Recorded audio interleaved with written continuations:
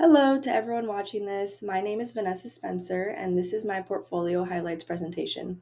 The purpose of this video is for me to highlight the challenges and accomplishments throughout my portfolio site and critically analyze my learnings throughout my time here at UW Bothell.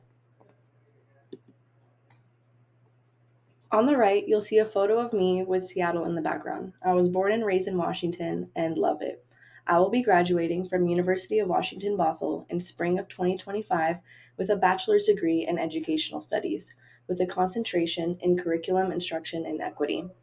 Throughout my time at UW Bothell, I had the opportunity of volunteering with many organizations like Outdoors for All, North Creek High School, Latino Educational Training Institute, Wellbeing Community Center / the Clearwater School, and Step It Up Camp, where I learned so much more about education and got real world experience.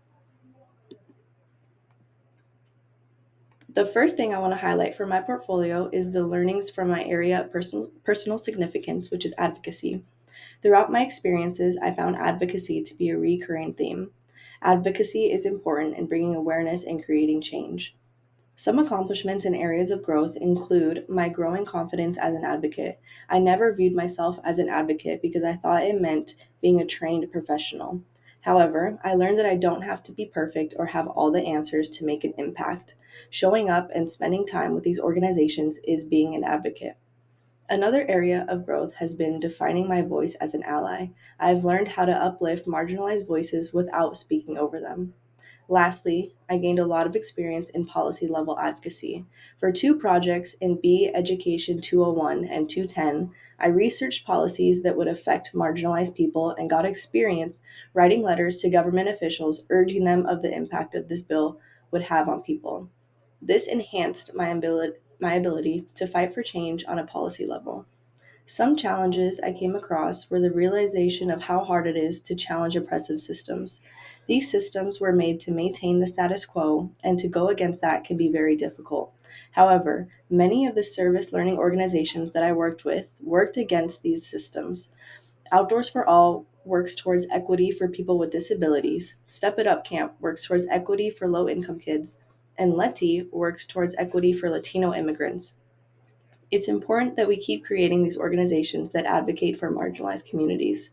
Another challenge was getting others to care about communities they are unfamiliar with. I noticed that some people don't care about issues that don't directly affect them. However, I found that if people just spend one day volunteering with these organizations, they start to care because they can see the inequalities. After all my experiences, I learned that it's important and impactful to advocate for marginalized communities and to volunteer at different organizations. If you want to hear more about my learnings, you can find an extensive essay about this topic under the Theme Essays tab at the top of the portfolio. The second thing I want to highlight from my portfolio is the learnings from theories of learning, culture, and identity. Some accomplishments in areas of growth include awareness of systemic inequities. I learned how historically education was created to maintain white ideology and keep English speaking white males in power, and how that has impacted education in today's world. Another area of growth has been designing inclusive curriculum. In one of my classes about adolescent development, I designed a class about music that centers students' identities and lived experiences. Through this project, I was able to learn how to create curriculum that can fight against oppressive systems. Some challenges I came across were the understanding of culturally relevant teaching. At first, I thought it just entailed teaching cultural facts. However, I learned that it is much more than that. It is about connecting curriculum to all aspects of students' identities. Another challenge was overcoming my own personal educational experience. As a result of my own identity suppression, I found it difficult to understand culturally relevant teaching because all I knew was how to follow established systems. However, I realized and experienced how powerful it can be to create spaces where students feel seen and valued. After all my experiences, I learned that curriculum holds a lot of power. It can be used as a tool for empowerment by reflecting students' identities. Lastly, I learned how power and privilege are perpetuated by the educational systems. If you want to hear more about my learnings, you can find an extensive essay about this topic under the Theme Essays tab at the top of the portfolio. Last but not least, I want to highlight my future goals and aspirations and how I can apply my learnings.